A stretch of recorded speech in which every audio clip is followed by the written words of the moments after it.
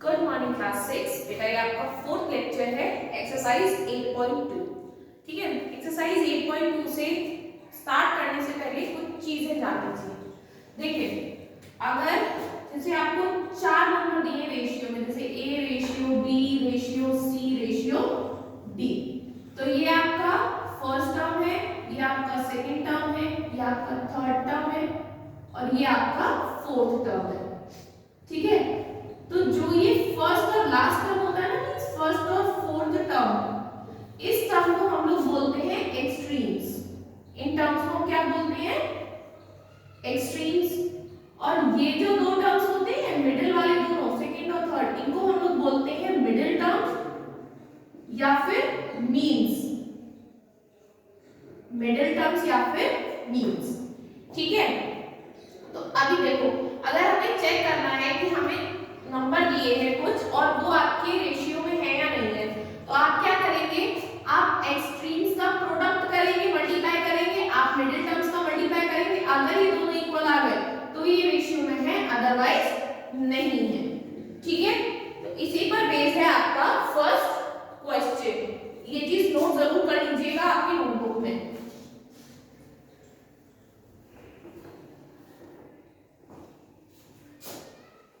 First part दिया हुआ है बेटा 33 रेशियो 44 रेशियो 66 रेशियो 88। आपको ये चेक करना है कि ये आपके सच में ये कोई प्रपोर्शन है या नहीं है।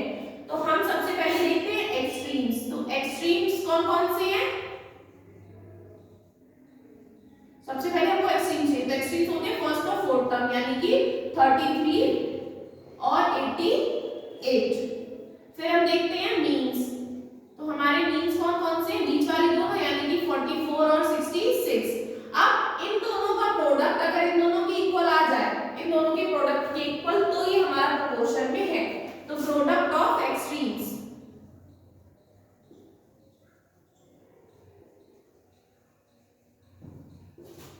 Means 33 into 88। इसको आप सॉल्व करेंगे। ठीक है, फिर प्रोडक्ट ऑफ मीन्स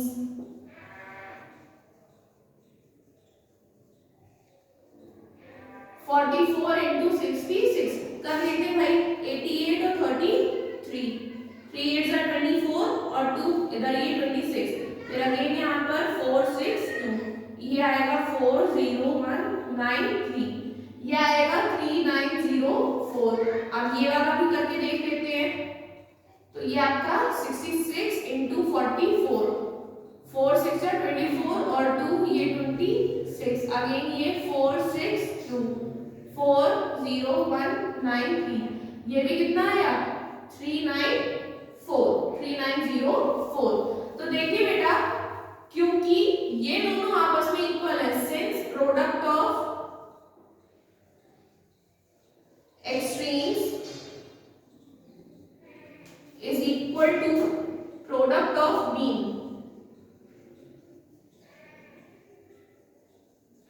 ठीक है, therefore 33 ratio 44 ratio 66 are in proportion।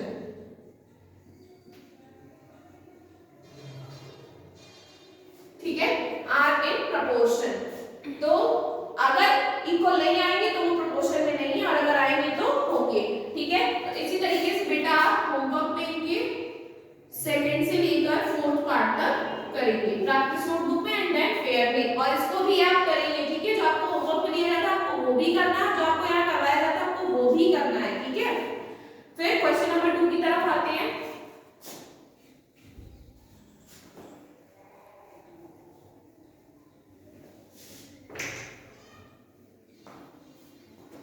देखिए बेटा, अगर जैसे दो रेशियो है, ए रेशियो बी और सी रेशियो डी, और अगर A ratio B C ratio D के इक्वल है, इसका मतलब कि ए इंटू डी और सी इंटू डी भी क्या होंगे? आपस में इक्वल। ठीक है, ये चीज ध्यान रखना, दोनों के क्रॉस, क्योंकि ए रेशियो डी को आप देख सकते हो ए अपॉन बी और सी रेशियो डी को ये।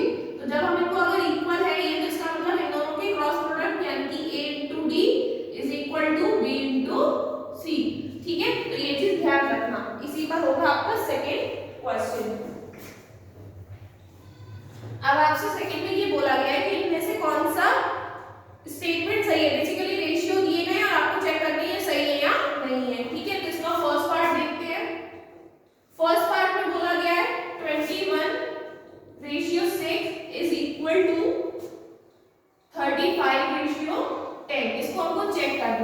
ठीक है।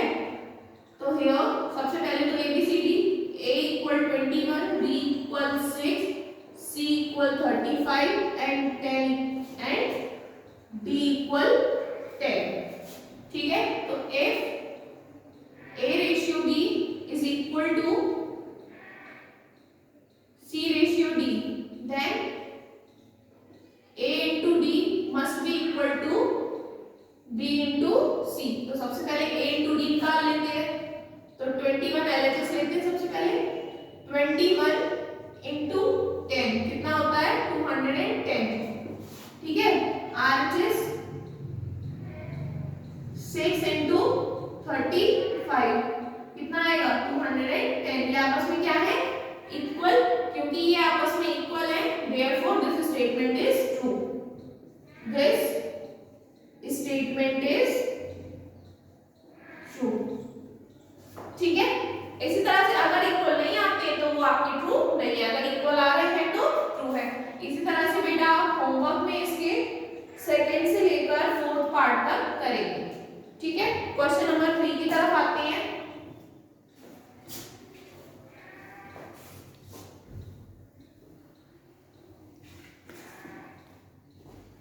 आपको इसमें वैल्यूज फाइंड आउट करनी है। तीन वही आपका रेशियो वाला है, इसमें से एक एक टर्म मिसिंग है।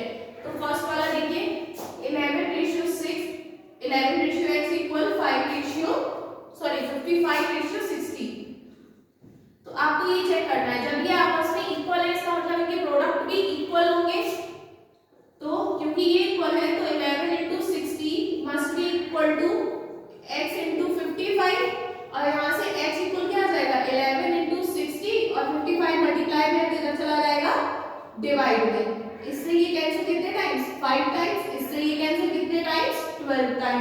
तो x इक्वल कितना आ गया 12। इसी तरीके से बेटा